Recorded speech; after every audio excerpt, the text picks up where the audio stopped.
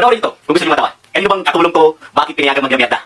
Hoy manan, tawag ka na ng amo mo, yung sinaing mo raw sundog na. Panoorin nyo to kung gusto nyo matawa. Kaninong katulong to na ibinayaan siya mga lawerda. Anong nakakatawa sa sinabi ko dahil sa word na Roben? Kahit sabihin pa Roben, wala kang pakialam.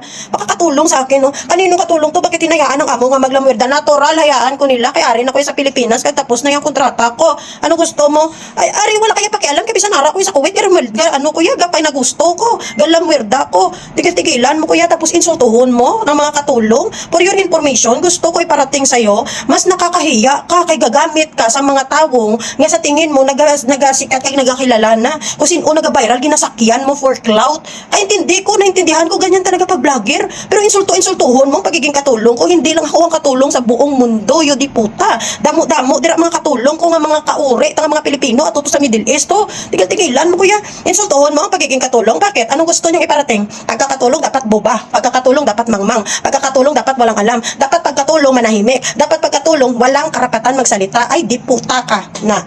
Wala kayong karapatan yung insultuhon kami, kabisan katulong kami, may sarili kaming utak. Hindi nyo yung mahawakan, kaya hindi lahat ng katulong buba, kagaya ng iniisip nyo. Look at you, para kang professional, pero mukha kang tanga sa video mo. Tigilan mo ko yung insultuhon mo, magiging katulong ko. Ha? Hindi mo siguro hindi mo matanggap sa sarili mo. Katulong lang kuya, pero tingnan mo, kung sa views lang, talo man kita. Wala kang views eh. Oh, you're just using me for your clout lang.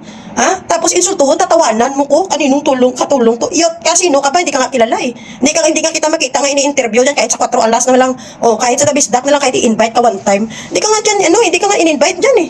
Na-invite ka ba? May nag-invite ba sa'yo na isang show? Wala din ah. Oh, di ba? Katulong lang ako, pero kaya kong sumabay sa may mga katalinuhan. Kahit siguro sumabay tayong dalawa, kahit ilagay tayo sa isang show, tapos dalawa tayo, kaya kitang sabayan niya.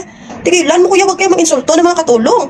Hindi lahat ng katulong niya dapat maging mangmang, at sa lahat po ng mga kapwa ko OFW. Wait lang.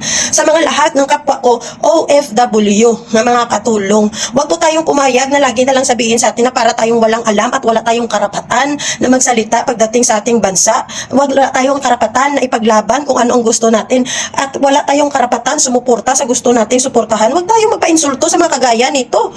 Mukha kang professional pero tatalunin ka ng isang katulong.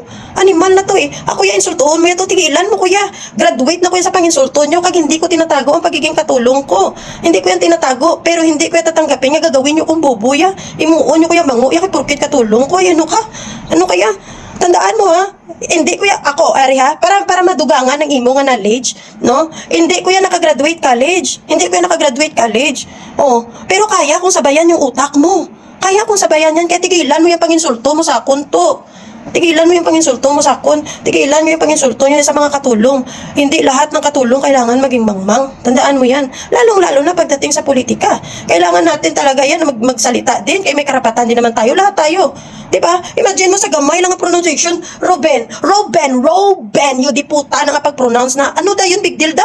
Hindi mo tinignan yung buong laman ng sinabi ko. Doon ka nag-focus sa word na Roben. Di ano ron? Ano karon pangimatyan mo gid ang word nga Ruben? Tigilan mo ko, insultohon mo ko. Pero tingnan mo nga sabay ka lang sa cloud ko. Sumabay ka sa cloud ko to para magka-views ka. Kayo hindi ka nga nagmi-million views sa mga ano mo eh, sa mga videos mo. Wala kang followers pa. Tigilan mo ko yan, naintindihan ko na ya. Hindi ka mag-insulto sa iban para lang magtaas ka. Dito ka sa politika ho, hindi mo ko tirahon personal, animal. Maning manira kaya personal man. Tirahin mo politisyan, kay doon ako nagabato sa politisyan. Tapos insultuhon mo ko pagkatao ko, pagtrabaho ko, ay animal ka. Tigilan mo kuya, ha? Insultuhon mo ko kaya hindi mo ya kaya ang naratibo, banatan mo ko personal, very DDS kaya to, graduate na ko da, kag sanay na ko da. Kung